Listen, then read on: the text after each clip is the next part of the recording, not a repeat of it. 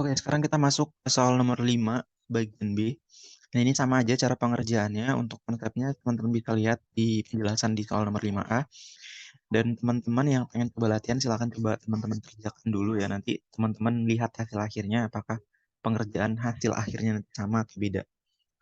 Oke, nah di sini coba kita kerjakan. Di sini tentukan nilai maksimum dari fx sama dengan x pangkat 3 ditambah 2x pangkat 2 pada interval minus 2 sampai 1. Kalau di bagian 5A tadi kita mencari nilai minimum, sekarang kita coba mencari nilai maksimum. Nah, di sini coba kita jawab dulu. Nah, di sini berarti kita perlu mencari titik kritisnya dulu ya. Titik kritis. Nah, yang pertama kita butuh titik ujungnya atau titik intervalnya. Nah, titik ujungnya di sini bisa kita lihat bahwa dia itu x minus 2 dan x sama dengan 1. Nah, habis itu yang kedua kita butuh titik stasioner. Nah, titik stasioner berarti kita perlu menurunkan si fungsinya ini. Jadi fungsinya ini kalau kita turunkan ya, jadi di sini tuh menjadi 3x pangkat 2, terus ditambah dengan 4x. Nah, habis itu untuk mencari titik stasioner, syaratnya adalah turunannya. Turunannya itu dia harus sama dengan 0. Kayak gitu. Jadi samalah kayak di video 5 bagian A. Di video nomor 5 bagian A kayak gini. Nah, di sini tinggal kita turun sama dengan ke 0 nih. Berarti di sini sama dengan 0. Nah, yang ini berarti kita tulis ulang aja nih. 3x pangkat 2 ditambah 4x. Habis itu di sini x-nya bisa kita keluarkan ya. 1. Jadi di sini jadi 3x ditambah 4. Ya, kayak gitu. Nah, jadi dari sini kita bisa melihat bahwa x sama dengan 0. Nah, ini sama dengan 0. Nah, yang ini itu 3x tambah 4 sama dengan 0. 4-nya pindah ke kiri jadi minus 4. Di sini 3x berarti x sama dengan minus 4 per 3. Jadi kita udah mendapatkan nilai stasionernya. Kayak gitu. Nah, jadi ini titik stasionernya nih.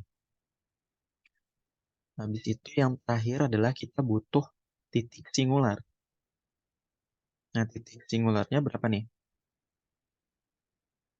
Nah, titik singularnya kalau kita lihat dari sini ya, angka berapapun yang ada di intervalnya ini, yang kita masukkan ke dalam sini, pasti turunannya selalu ada nilainya. Karena turunannya selalu ada nilainya, maka titik singularnya tidak ada. Tidak ada. Kayak gitu. Nah, gimana Bang kalau misalkan turunan pertamanya itu kayak gini bentuknya? Bentuknya misalkan 2x per 3x gitu. Ini 3x pangkat 2 lah, tambah 1 gitu.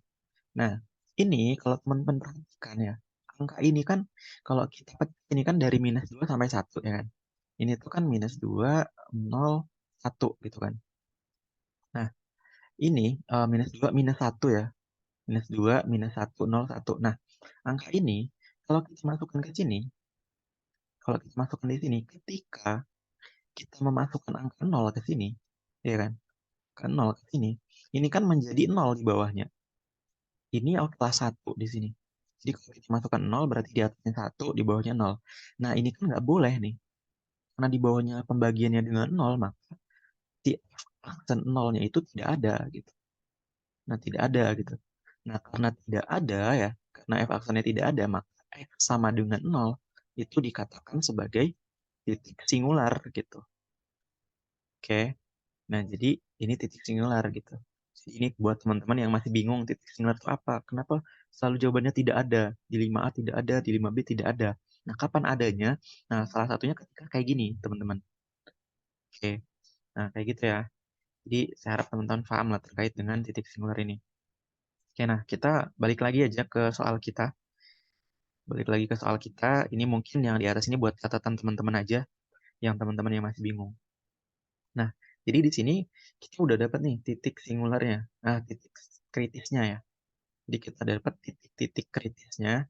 Nah, titik kritisnya tinggal kita coba masukin ke sini ya. Yang pertama ada minus 2, ada 1. ada minus 2, ada 1, terus ada 0, terus ada minus 4/3 ya. Nah, ini coba kita urutkan penulisannya. Kalau kita urutkan jadi minus 2, terus minus 4/3, terus ada 0, terus 1.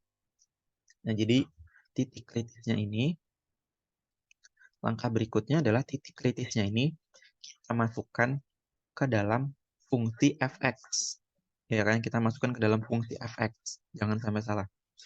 Nah, berarti di sini fx-nya coba kita tulis ulang dulu. Jadi ini ya, x pangkat 3 ditambah 2x pangkat 2. Nah, kita coba ganti x-nya dengan minus 2 dulu nih. Kita ganti dengan minus 2. Jadi di sini tuh minus 2 dipangkatkan 3 ditambah 2 buka kurung minus 2 dipangkatkan 2.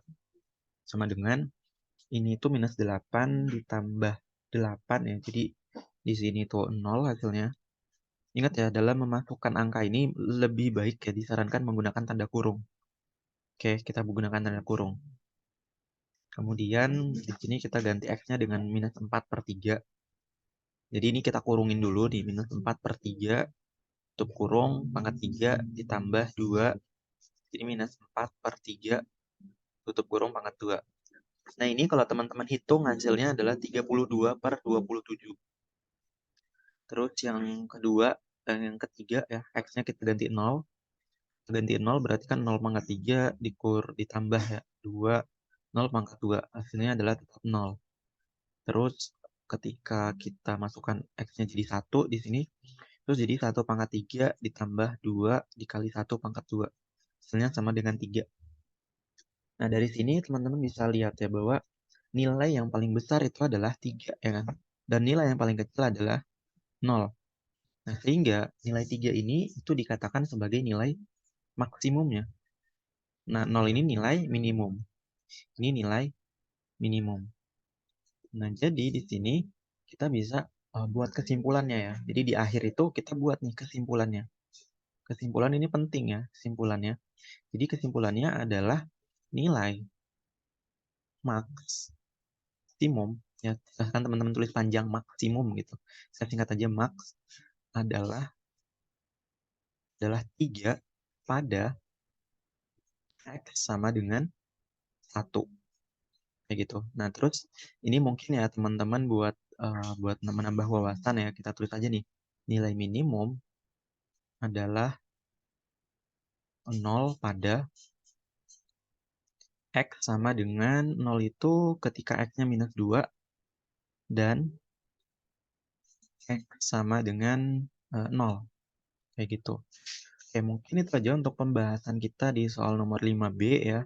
Silakan teman-teman pelajari lagi terkait modul aplikasi turunan modul 6 untuk menambah wawasan teman-teman. Saya tutup videonya. Wassalamualaikum warahmatullahi wabarakatuh.